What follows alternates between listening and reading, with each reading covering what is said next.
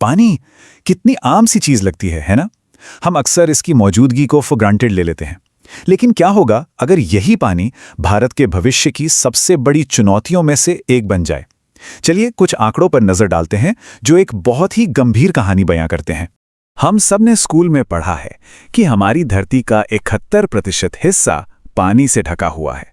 तो ये सुनकर तो यही लगता है कि पानी की कमी भला कैसे हो सकती है।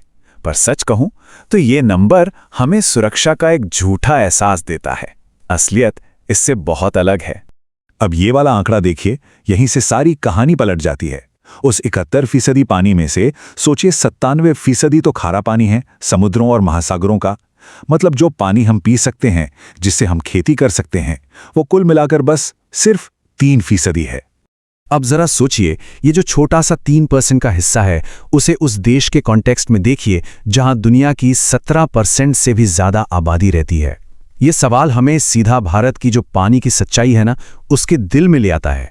और यहीं पर हमें भारत का वाटर पैराडॉक्स देखने को मिलता है। मतलब एक तरफ तो दुनिया की सबसे बड़ी आबादी में से एक, और दूसरी तरफ पानी के इतने लिमिटेड रिसोर्सेस। ये बैलेंस बहुत ही नाजुक है। देखिए, दुनिया की 17% से ज्यादा आबादी और जमीन है सिर्फ 2.45%। ये अपने आप में एक बहुत बड़ा इम्बैलेंस है जो हमारे जमीनी संसाधनों पर जबरदस्त दबाव डालता है।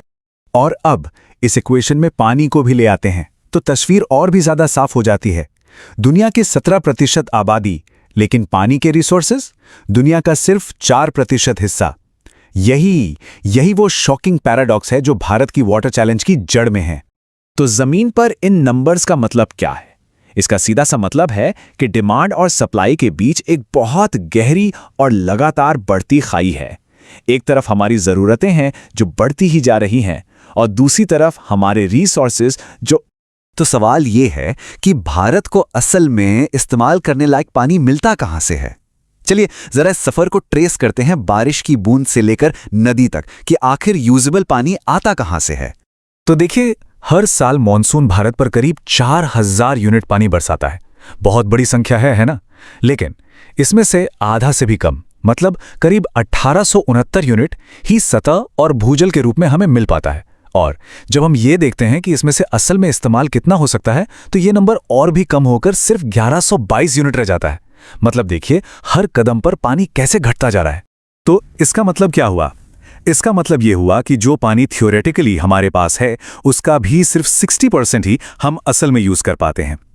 ये एक बहुत ही सीरियस रियलिटी है जो हमारे वाटर मैनेजमेंट सिस्टम्स पर एक बड़ा सवालिया निशान लगाती है। पर कहानी यही खत्म नहीं होती। ये जो यूजेबल पानी है ना, ये भी पूरे देश में बराबर नहीं बटा हुआ है। भारत की नदियों की कहानी जब हम देखते हैं तो हमें पानी के इस अनइवन डिस्ट्रीब्यूशन की एक बहुत ही साफ तस्वीर दिखती है। भारत तो नदियों का देश है। 10,000 से भी ज्यादा नदियां और उनकी ट्रिब्यूटरीज हैं जो एक विशाल नेटवर्क बनाती हैं। लेकिन इस पूरे नेटवर्क में पानी का फ्लो, पानी का बहाव बहुत ही अनइक्वल है। देखिए, एक तरफ दक्षिण भारत है जहां गोदावरी और कृष्णा जैसी नदियों के पानी का आप कह सकते हैं कि लगभग पूरा इस्तेमाल हो चुका है। वहीं दूसरी तरफ उत्तर में गंगा और ब्रह्मपुत्र जैसी विशाल नदियां हैं जिनमें पानी की इतनी जबरदस्त पोटेंशियल है जो आज भी लार्जली अनटैप्ड है, मतलब जिसका इस्तेमाल ही नहीं हुआ है। ये दो बिल्कुल अलग अलग रियलिटीज की कहानी है। और ये ज्योग्राफिकल इम्बैलेंस कितना बड़ा है, जरा इस पर गौर करिए। गंगा और ब्रह्मपुत्र बेसिन ये देश के करीब 1/3 हिस्से में फैले हैं, सिर्फ 33% एरिया। लेकिन भारत के कुल वाटर रिसोर्सेज का लगभग 60% हिस्सा इन्हीं 2 रिवर सिस्टम्स में है। सोचिए, एक तरफ पानी की इतनी बहुतायत और देश के बाकी हिस्सों में उसकी कम। तो ये सारे नंबर्स, ये सारी बातें हमें एक बहुत ही बड़े सवाल पर लाके खड़ा कर देती हैं। हम भारत के भविष्य को वाटर सिक्योर कैसे बनाएंगे? ये एक ऐसी चुनौती है जिसे हम अब और नजरअंदाज कर ही नहीं सकते। और ये चैलेंज सिर्फ बड़ा ही नहीं बल्कि और कॉम्प्लेक्स होता जा रहा है। आबादी तेजी से बढ़ रही है, जिससे हमारे एग्जिस्टिंग रिसोर्सेज पर दबाव और बढ़ रहा है। हमारे तालाब, नदियां, ये सब प्रदूषित हो रहे हैं। और इन सब के ऊपर क्लाइमेट चेंज का फैक्टर है जो पूरी तस्वीर को और भी ज्यादा अनसर्टेन बना देता है। और एक बात समझनी होगी, जब पानी कम होता है तो ये सिर्फ पीने के पानी की कमी नहीं होती। ये कमी संघर्षों और विवादों को जन्म देती है, राज्यों के बीच, समुदायों के बीच। इसलिए सस्टेनेबल डेवलपमेंट के लिए अच्छा वाटर मैनेजमेंट अब कोई चॉइस नहीं बल्कि एक ज़रूरत बन गया है, एक एब्सोल्यूट नेसेसिटी। ये तस्वीर समझिए पूरी कहानी अपने आप में कह देती है। भारत का भूजल आखिर जाता कहाँ है? देखिए, इसका एक बहुत बड़ा मतलब लगभग पूरा हिस्सा 92% हमारी खेती बाड़ी में चला जाता है, इंडस्ट्रीज में 5% और घरों में महज 3%। इस संकट को समझने के लिए ये एक सबसे जरूरी आंकड़ा है। तो चलिए शुरू करते हैं पहले हिस्से से। एक ऐसा संसाधन जो चारों तरफ से घिरा हुआ है। ये एक ऐसी समस्या है जो दिखती नहीं है, लेकिन इसके संकेत हमें हर जगह मिल रहे हैं। आइए देखते हैं कि ये संकट असल में कितना बड़ा और गहरा है। तो सबसे पहली और सबसे बड़ी चुनौती है भूजल का अत्यधिक दोहन। मतलब हम जमीन से उसकी क्षमता से कहीं ज्यादा पानी निकाल रहे हैं। इसका असर पंजाब और हरियाणा जैसे बड़े कृषि राज्यों में साफ दिखता है, जहां पानी का स्तर हर साल नीचे और नीचे जा रहा है, जिससे किसानों के लिए सिंचाई करना लगातार मुश्किल होता जा रहा है। लेकिन बात सिर्फ पानी की कमी की नहीं है। सोचिए, जब हम ज्यादा पानी निकाल लेते हैं तो जो पानी बचता है उसमें फ्लोराइड जैसे प्राकृतिक रसायन और ज्यादा घने हो जाते हैं। इसका नतीजा हमें राजस्थान और महाराष्ट्र जैसे राज्यों में देखने को मिल रहा है, जहां पानी में फ्लोराइड का स्तर खतरनाक हद तक पहुंच गया है, जो सेहत के लिए एक बहुत बड़ा खतरा है। और ये खतरा यहीं नहीं रुकता। पश्चिम बंगाल और बिहार जैसे पूर्वी राज्यों में भूजल में आर्सेनिक जैसा एक धीमा जहर घुल रहा है। ये दिखाता है कि ये संकट किसी एक दो राज्यों तक सीमित नहीं है, बल्कि एक राष्ट्रीय आपदा है जो पूरे देश में फैल चुकी है। तो अब हम आते हैं अपने दूसरे हिस्से पर, कृषि की ये जबरदस्त प्यास। ये समझना बहुत जरूरी है कि भारत की पानी की इतनी ज्यादा मांग आखिर आती कहां से है। चलिए इस समस्या की जड़ तक चलते हैं। तो सवाल यही है, आखिर हमारी खेती इतनी प्यासी क्यों है? ये मांग इतनी ज्यादा कैसे हो गई? देखिए, इस मांग के पीछे कई बड़ी वजह हैं। भारत एक कृषि प्रधान देश है। यहां बारिश कभी भी कहीं भी एक जैसी नहीं होती, तो भूजल एक भरोसेमंद सोर्स बन जाता है। ऊपर से हम चावल और गन्ने जैसी फसलें उगाते हैं जिन्हें बहुत ज्यादा पानी चाहिए। और सबसे बड़ी बात, हमें एक विशाल आबादी का पेड़ भी तो भरना है। और ये सब हमें लेकर आता है हरित क्रांति की विरासत तक। एक तरफ इसने हमें खाद्य सुरक्षा दी, ज्यादा पैदावार दी, साल में कई फसलें उगाने की ताकत दी, लेकिन इसकी एक बहुत बड़ी कीमत चुकानी पड़ी। हमारी मिट्टी खारी हो गई, भूजल का स्तर खतरनाक रूप से नीचे चला गया और लंबे समय में हमारी खेती का भविष्य ही दांव पर लग गया है। इस निर्भरता की गहराई को अगर एक नंबर में समझना हो तो वो है 85%। पंजाब और हरियाणा जैसे राज्यों में 85% खेती वाली जमीन सिंचित है, और ये सिंचाई ज्यादातर भूजल पर निर्भर ट्यूबवेल से होती हैं, जिन्हें चलाने के लिए अक्सर मुफ्त या सस्ती बिजली मिलती है। ये एक ऐसा मॉडल है जो लंबे समय तक टिक नहीं सकता। अब आते हैं तीसरे हिस्से पर, दो घाटियों की कहानी। ये समझना बहुत जरूरी है कि भारत का जल संकट हर जगह एक जैसा नहीं है। आइए देश के अलग अलग हिस्सों की जमीनी हकीकत को समझते हैं।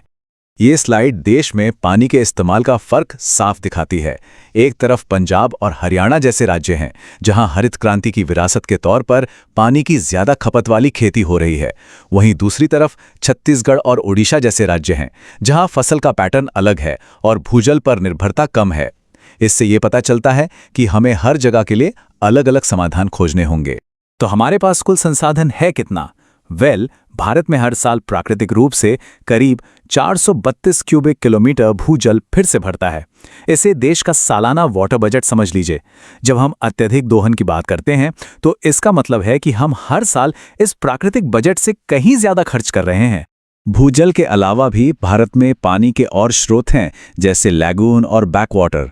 ये तटीय इलाकों में ताज़े और खारे पानी के मिलने से बनते हैं और केरल, उड़ीसा जैसे राज्यों की अर्थव्यवस्था और वहाँ के जीवन के लिए बहुत ज़रूरी है। ये हमें याद दिलाता है कि भारत के जल संसाधन कितने विविध और जटिल हैं। और अब हम आते हैं चौथे और आखिरी हिस्से पर, अंतिम कीमत चुकाना। अगर हम कुछ नहीं करते हैं तो इसका इंसानों पर और हमारे पर्यावरण पर क्या असर पड़ेगा? आइए इस संकट के असली नतीजों पर नजर डालते हैं। देखिए, हम एक साथ कई संकटों का सामना कर रहे हैं। ज्यादा पानी निकालने से हमारी खेती का भविष्य खतरे में पड़ रहा है। जो पानी बच रहा है वो प्रदूषित हो रहा है, जिससे सेहत से जुड़े गंभीर खतरे पैदा हो रहे हैं। और पानी की लगातार घटती उपलब्धता का मतलब है कि हमारी बढ़ती आबादी के लिए हर इंसान के हिस्से में पानी कम होता जा रहा है। ये सभी समस्याएं एक दूसरे से जुड़ी हुई हैं। इस पूरी स्थिति को ये एक वाक्य बहुत अच्छी तरह से समझाता है। हरित क्रांति की सफलता पानी के कर्ज पर बनी थी। अब उस कर्ज को चुकाने का समय आ गया है। ये हमें सोचने पर मजबूर करता है कि हमने अपनी तरक्की के लिए क्या कीमत चुकाई है। और शुरुआत ना इसी सीधे से सवाल से करते हैं, आखिर ऐसी क्या वजह है कि हमारी वो नदियां जिन्हें हम जीवन दायिनी कहते हैं आज खुद खत्म हो रही हैं? यही सवाल इस पूरी चर्चा की बुनियाद है। तो सबसे पहले ये समझना जरूरी है कि ये समस्या कितनी बड़ी है। भारत का पानी का संकट असल में एक नहीं बल्कि 2 अलग-अलग मोर्चों पर एक साथ चल रहा है। जी हाँ, यही है वो दो तरफा संकट। एक तरफ हमारे पानी की क्वालिटी इतनी खराब हो रही है कि वो इस्तेमाल के लायक नहीं बचा, और दूसरी तरफ पानी की मात्रा यानी उसकी उपलब्धता भी तेजी से घट रही है। मतलब जो पानी बचा भी है वो जहरीला होता जा रहा है। तो सवाल ये है कि पानी को गंदा कर कौन रहा है? देखिए, इसके मुख्य विलन तो साफ हैं। फैक्ट्रियों से निकलने वाला जहरीला केमिकल वेस्ट, खेतों से बहकर आने वाले फर्टिलाइजर और कीटनाशक, और हाँ, हमारे घरों से निकलने वाला गंदा पानी। ये सब मिलकर हमारे पानी के स्रोतों को एक तरह से जहर बना रहे हैं। अब जरा इन आंकड़ों पर नजर डालिए। ये केंद्रीय प्रदूषण नियंत्रण बोर्ड के हैं। ये सिर्फ नदियों के नाम नहीं हैं, ये करोड़ों लोगों की लाइफलाइन है। दिल्ली से इटावा तक यमुना का हाल देखिए, या कानपुर और वाराणसी में गंगा की हालत। कहानी हर जगह लगभग एक जैसी और बहुत चिंताजनक है। और सबसे बड़ी बात यह है कि ऐसा नहीं है कि हमारे पास कानून नहीं है। जैसा कि आप देख सकते हैं, 1974 से हमारे पास मजबूत कानून मौजूद हैं, लेकिन असली प्रॉब्लम है इन कानूनों को जमीन पर उतारने में। मतलब इनका इम्प्लीमेंटेशन बहुत कमजोर है, और कानून और हकीकत के बीच की यही दूरी इस संकट को और भी गहरा बना देती है। चलिए, अब सिर्फ समस्या की बात नहीं करते, समाधान की तरफ बढ़ते हैं। देखते हैं कि इस संकट से निपटने के लिए हमारे पास क्या-क्या तरीके और उपाय मौजूद हैं। तो इस लड़ाई को लड़ने के लिए हमारे पास एक पूरा टूल किट है। इसमें watershed management, rain water harvesting, पानी को रिसाइकल और रीयूज करना जैसी कई रणनीतियां शामिल हैं। और जब ये सब एक साथ काम करती हैं तो एक बड़ा बदलाव आ सकता है। वाटरशेड प्रबंधन सुनने में थोड़ा टेक्निकल लग सकता है ना, पर इसका मतलब बहुत ही सरल है। सोचिए, एक इलाके में जमीन, पानी, पेड़ पौधे और इंसानों की जरूरतों को एक साथ एक सिस्टम की तरह मैनेज करना, ताकि पूरी इकोसिस्टम को फायदा हो। और इसका मकसद बिल्कुल साफ है, बारिश के पानी को यूं ही बहकर बर्बाद होने से रोकना, उसे जमीन के अंदर पहुंचाना ताकि हमारा ग्राउंड वाटर लेवल बढ़े, और आखिर में इंसान और प्रकृति के बीच एक बैलेंस बनाना। और अच्छी बात यह है कि ये समाधान सिर्फ कागजों पर या छोटे स्तर पर नहीं है। हरियाली प्रोजेक्ट और अटल भूजल योजना जैसी सरकारी पहले इन्हीं तरीकों को देश भर में बड़े पैमाने पर लागू करने की कोशिश कर रही हैं। इस टूलकिट का एक और बहुत ही पावरफुल टूल है रेन वाटर हार्वेस्टिंग, मतलब वर्षा जल संचयन। ये एक बहुत ही सीधा और असरदार तरीका है।